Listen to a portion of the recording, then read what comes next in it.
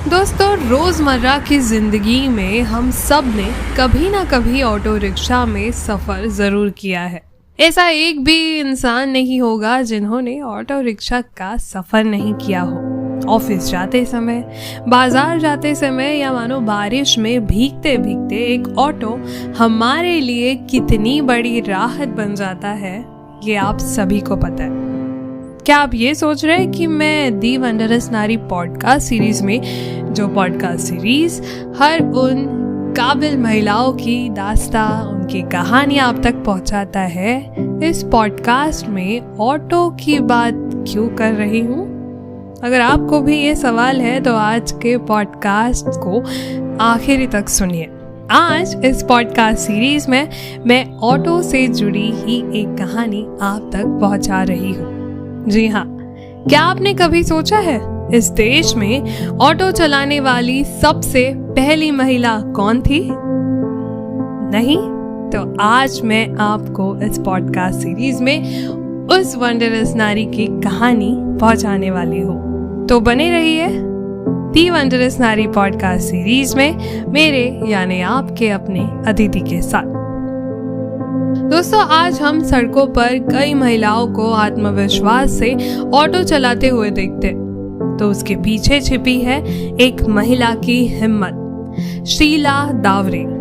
जी हाँ, शीला दावरे 1988 में उन्होंने इतिहास रच दिया।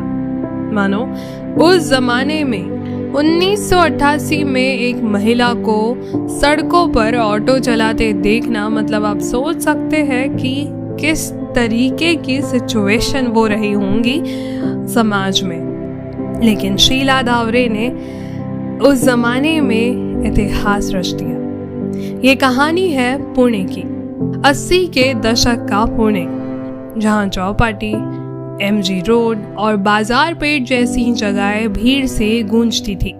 लेकिन उस भीड़ में स्टीयरिंग व्हील पर एक महिला देखना किसी सपने जैसा था। शीला दावरे का जन्म एक साधारण परिवार में हुआ। वो किसी रईस खानदान से नहीं थी, लेकिन उनकी सोच हमेशा अलग थी। बचपन से ही शीला दावरे को गाड़ियों और मशीनों का शौक था। जब मोहल्ले की लड़कियां गुड्डियों के खेल खेलती थी तो शीला घंटों अपने घर के बाहर खड़ी गाड़ियों को निहारती रहती। उन्हें लगता था कभी मैं भी ये ड्राइव करूंगी। लेकिन 70 और 80 के दशक की भारत की सामाजिक हकीकत अलग थी। महिलाओं की जिंदगी सीमित मानी जाती थी। शादी, बच्चे और घर, बस। ड्राइविंग, और वो भी ऑटो चलाना, समाज को तो ये बिल्कुल ही मान्य नहीं था। ये तो समाज के लिए एक मजाक था।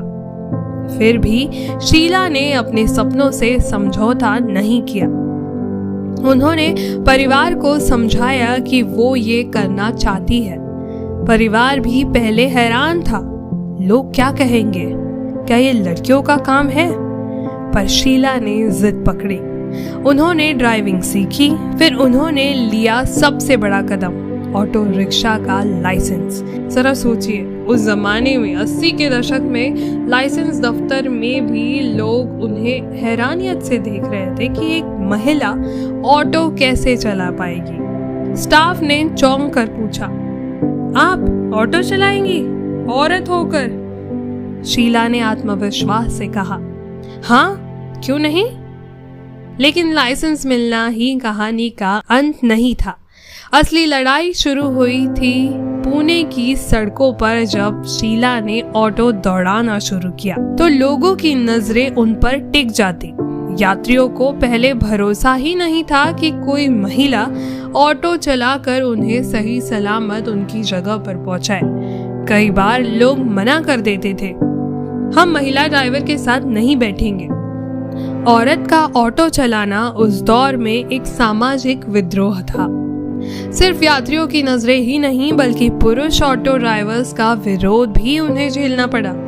कहा जाता है कि कई बार पुरुष ड्राइवर ने उनका मजाक उड़ाया और यहाँ तक कि उन्हें रास्तों पर परेशान भी किया। उनके लिए सड़क सिर्फ रास्ता ही नहीं था, वो रोजाना की जंग थी। लेकिन शीला हार मानने वालों में से नहीं थी।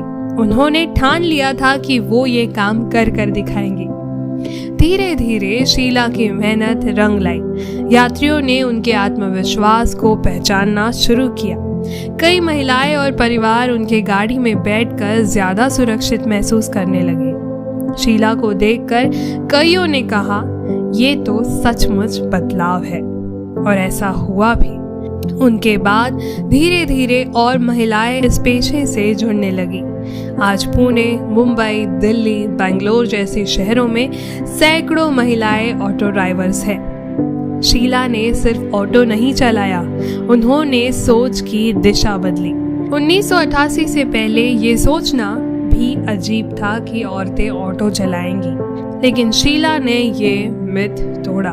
उन्होंने समाज को दिखाया कि गाड़ी का गियर लिंग देखकर नहीं चलता, बल्कि हिम्मत और मेहनत देखकर चलता है। मीडिया ने भी उस दशक में शीला को खूब सराहा। अखबारों ने उन्हें हेडलाइन बनाया, भारत की पहली महिला ऑटो ड्राइवर। लोग उनकी कहानी सुनकर प्रेरित हुए। आज जब भी कोई महिला ऑटो या टैक्सी चलाती है तो उस सफर की शुरुआत की जड़ें शीला दावरे तक जाती है। सोचिए, अगर उस समय शीला समाज की हंसी और विरोध से डर जाती तो आज शायद हमें सड़कों पर महिला ऑटो ड्राइवर्स इतनी आसानी से नजर नहीं आती। उन्होंने सिर्फ अपने लिए ही नहीं, बल्कि अपने आने वाली पीढ़ियों के लिए रास्ता बनाया। तो दोस्तों, ये थी आज की वंडरस नारी की कहानी। आम लगने वाली ये कहानी का इम्पैक्ट बहुत बड़ा है और बहुत गहरा भी है। तो अगली बार जब आप किसी महिला ऑटो ड्राइवर के साथ सफर करें तो याद रखिए, इस क्रांति की सबसे पहली शुरुआत शीला दावरे से हुई थी। तो दोस्तों, आशा करती हूँ आज की कहानी, आज की बहुत ही मामूली आम लगने वाली इस कहानी का असाधारण रूप आप तक पहुंचा होगा।